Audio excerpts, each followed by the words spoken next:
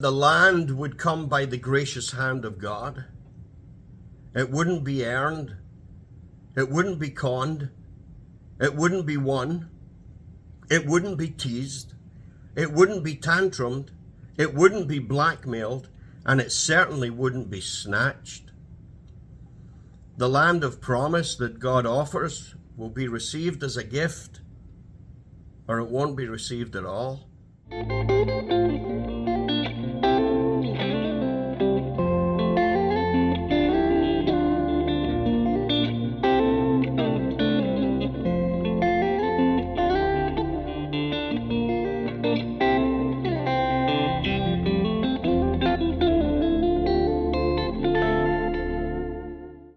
All right, double whammy tonight, Genesis 32 and 33.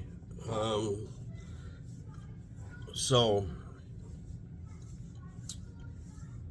Jacob, the deceiver, the con man, the supplanter, prepares to meet Esau. He wrestles with God, and then he meets God again in the face of his brother. An angry dog is to be feared, but surely only until you see the lion standing behind it. The lion doesn't remove the dog, but it very quickly puts the dog into its place. It puts the dog into perspective. If we have toothache and we sit beside someone with cancer, our toothache doesn't go away. We don't stop hurting, but it does help us put it into perspective. When Jesus speaks and advises us that should fear be our main motivating factor, now I don't think it should be. I don't think Jesus thinks it should be. I think those who belong to God ought to be motivated by a whole host of things before fear even comes into play. Love, of course, is always the appropriate response to God. And if we can't respond out of pure love, well, like any loving father, God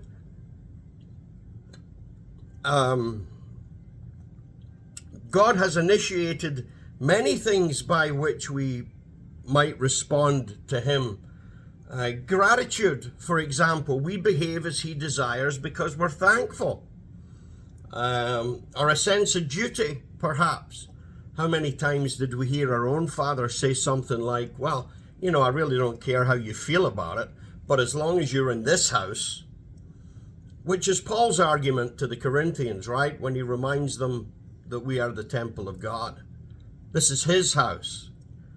And because it's his house, that comes with a sense of duty.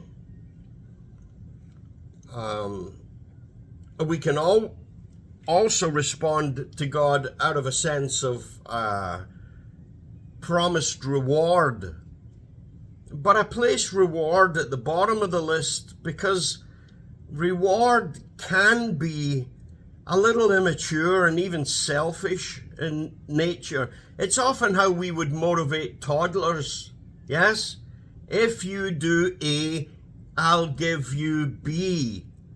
In order to instill within them a pattern of behavior that we're hoping will get above their own little selfish desires. So reward is a legitimate response given God's eternal reward awaiting those who love him. I'm just saying that if that's all it is, it doesn't speak as highly of the recipient as it does the giver. When God parades Job's righteousness before Satan, Satan's initial response is undoubtedly a reflection of what he's witnessed among humans. And toddler evidently is what Satan has witnessed, because that's his whole argument with God. Yeah, well, no wonder Lot obeys you. You're the best meal ticket in town. You've given him a great family, great land, great wealth, great health. What's not to love? He loves you because of what he gets out of it. I guarantee you, if you take it all away, you'll see him for what he is. And because of this, of course, God reacts swiftly and substantially to this assault upon Job's character. And by the end of the book, he proves not only Satan wrong, but proves Job to be the man that God knew he was. And then at the very bottom of the list of all things motivating, there's fear. As a last resort, you who love your children will know that fear is often a good motivation, but it's the last resort. So when Jesus speaks to us about motivation, he basically says, look, if fear is going to be your motivating factor, if that's the only thing that's going to get you if that's the only thing that's going to get you to move, then let me suggest to you that you don't fear those who can kill the body and after that nothing. Rather, fear him who has the power to destroy both body and soul in hell. If you must fear, don't be stupid with it.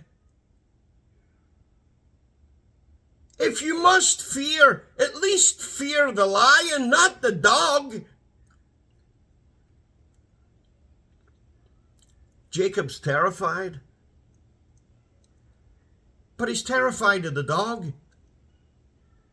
He's terrified of meeting Esau,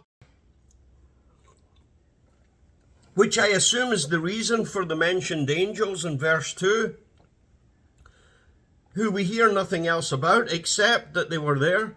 But perhaps their appearance would remind Jacob of his earlier vision when he was out in the wilderness afraid, running for his life from Esau.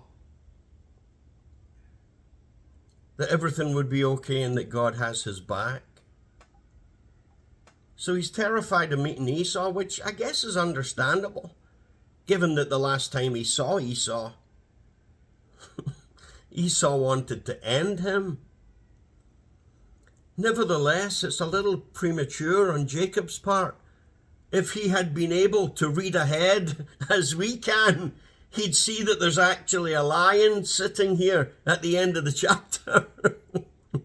But Jacob can't read ahead. He's living it.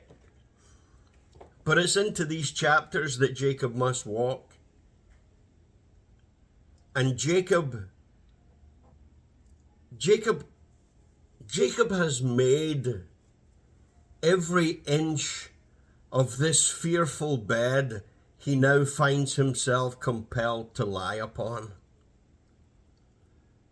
And unfortunately for Jacob, there's still a little too much Jacob in Jacob.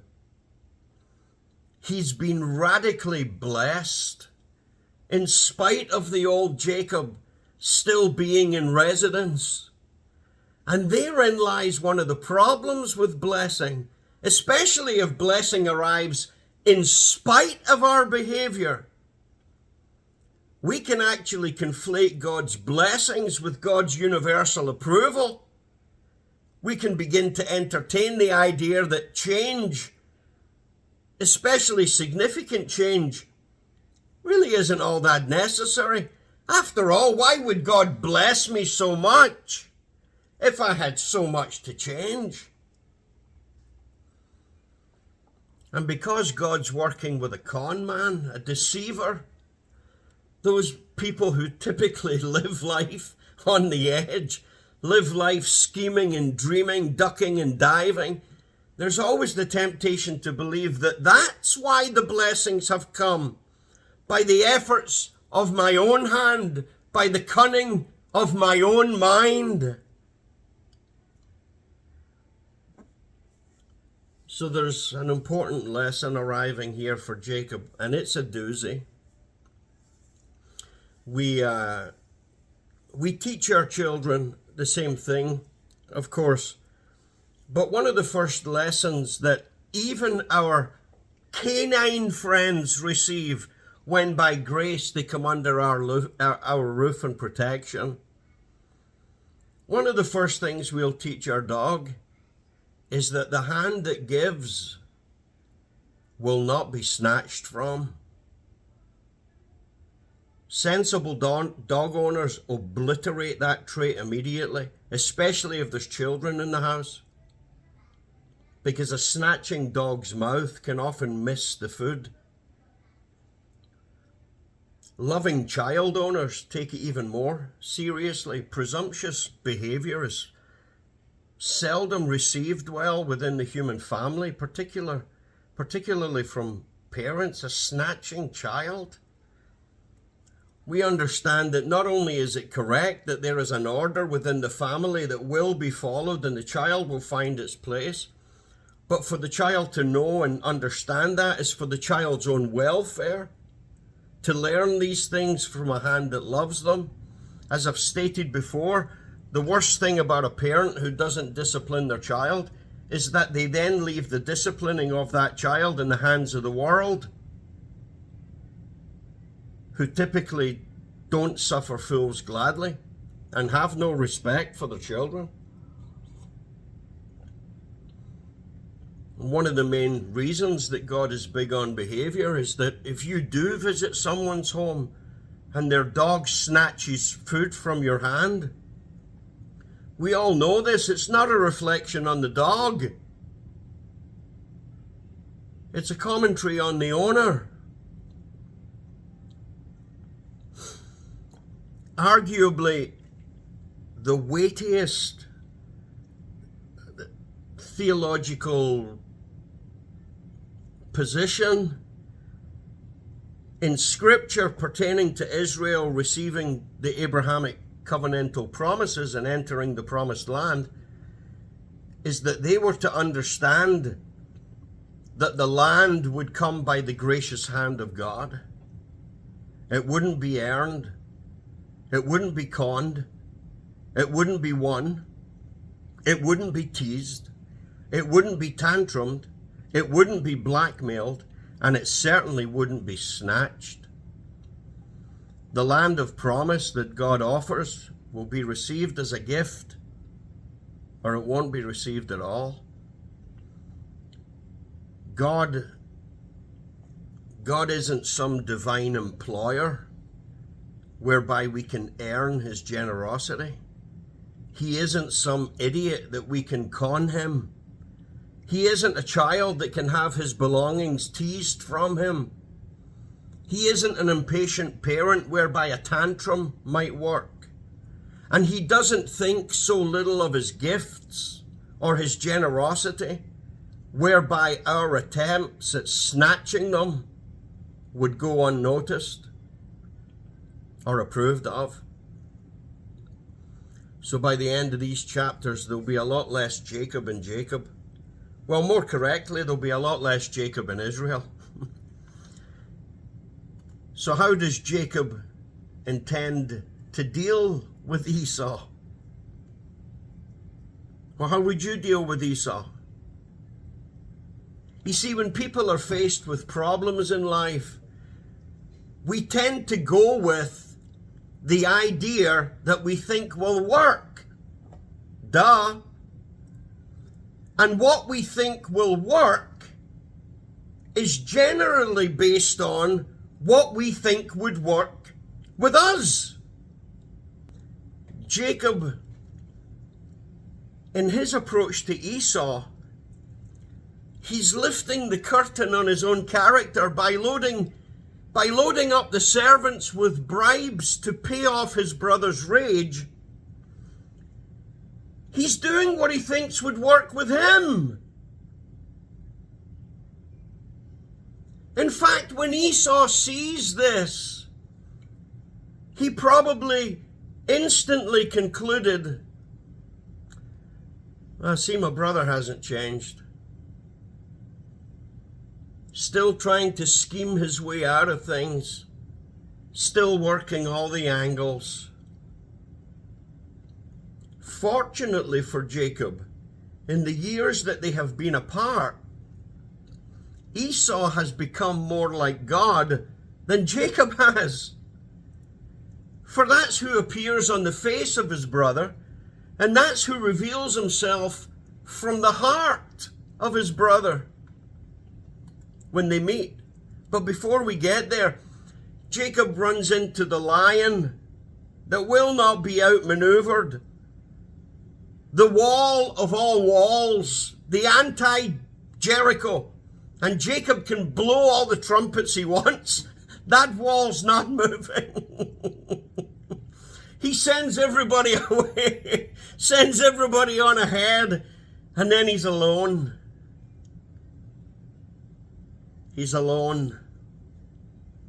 And isn't that usually when God arrives most powerfully? No doubt Jacob wondered what on earth is going on. Here's this guy appears and he's up for a fight. Evidently unannounced. Is it an intruder?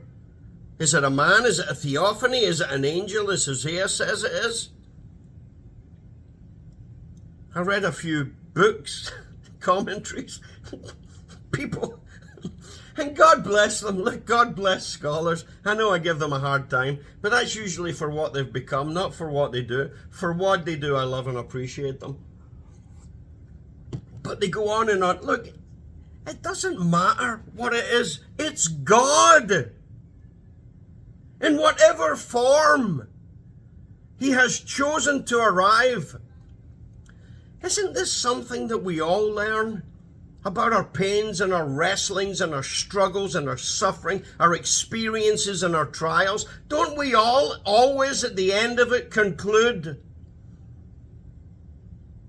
this appears to have come from a hand that loved me. Loved me too much to leave me in my own filth. It's God. If not directly, then at least indirectly. But for Jacob, the fight's on. Jacob could have done with a brother, whispering Hebrews 12 in his ear. Jacob, it's 4 a.m. It's now 5 a.m. Sun's coming up. Just remember, Jacob, no discipline seems pleasant at the time, but painful. Later on, however, it produces a harvest of righteousness and peace for those who have been trained by it. Of course, it would have been about as welcome as a bee in a spacesuit. Training is an understatement here. So dogged in the fight, Jacob has to have his hip put out.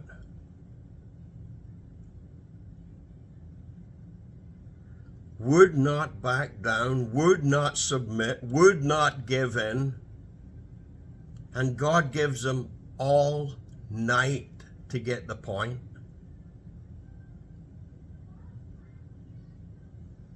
And so now the man who runs from trouble and runs straight into trouble, now he has the ability to run taken away from him altogether. The text reads like this. Here's the order. Then the man said, "Let me go, for it's daybreak." But Jacob replies, "I will not let you go unless you bless me." The man asked him, "What is your name?" "Jacob," he answered. Then the man said, "Your name will no longer be Jacob, but Israel, because you've struggled with God and with men and have overcome." Jacob says, "Please tell me your name." But he replied, "Why do you ask my name?" Then he blessed him there. So, here's the conversation. Let me go. No, bless me first. You want blessing? Yes. What's your name? Did God forget? Did God forget Jacob's name?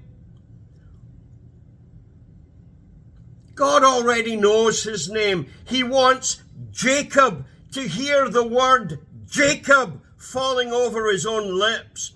What is your name? Who are you?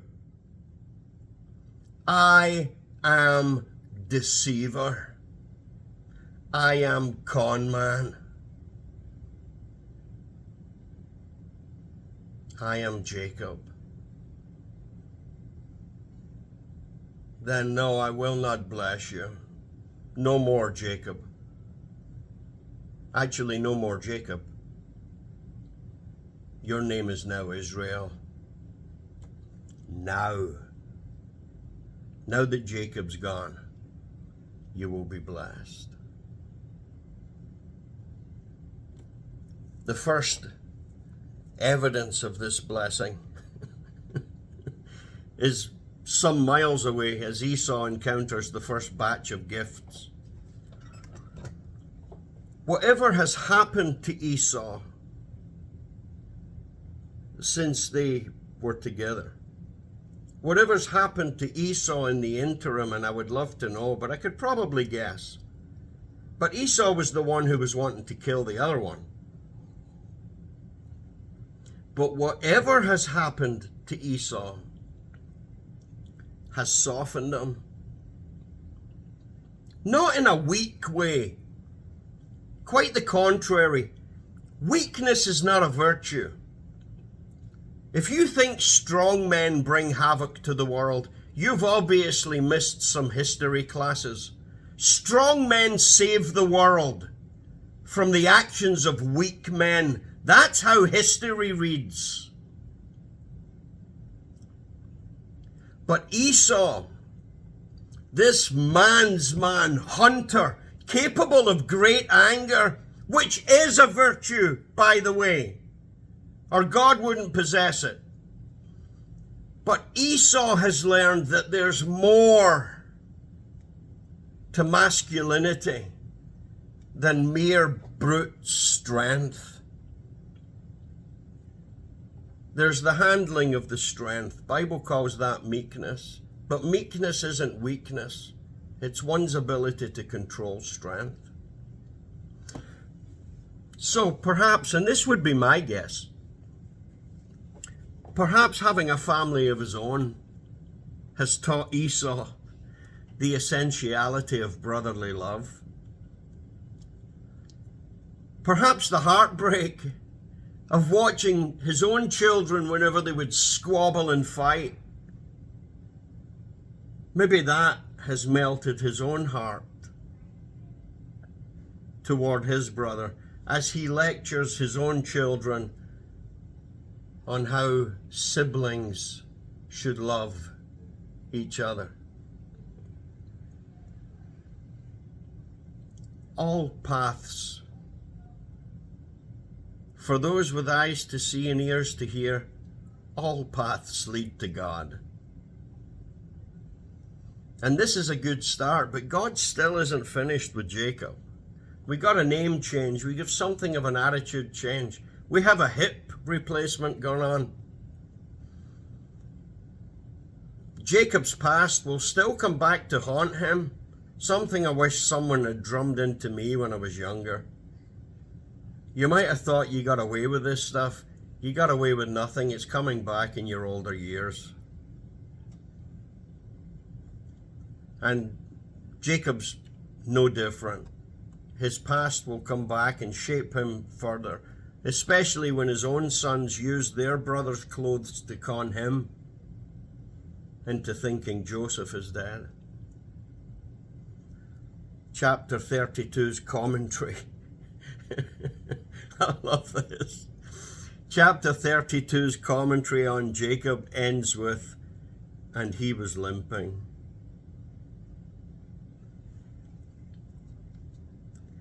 There's a lot of stories about people meeting Jesus. A lot of them run into the night screaming and dancing with joy and laughter and shouting and screaming and praising. Some of them, like the rich young ruler, leave limping. Someone once said, I don't begrudge God driving his plow deep into my soul. He purposes a crop.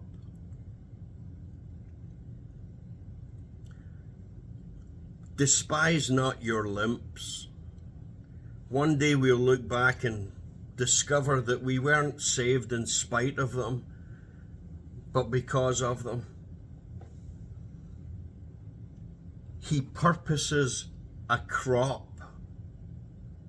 And you're the one who asked him to bring a harvest from your life. So if we are the ones who have asked him for the harvest, we must be the last ones to complain about the plow. Thoughts, comments, questions?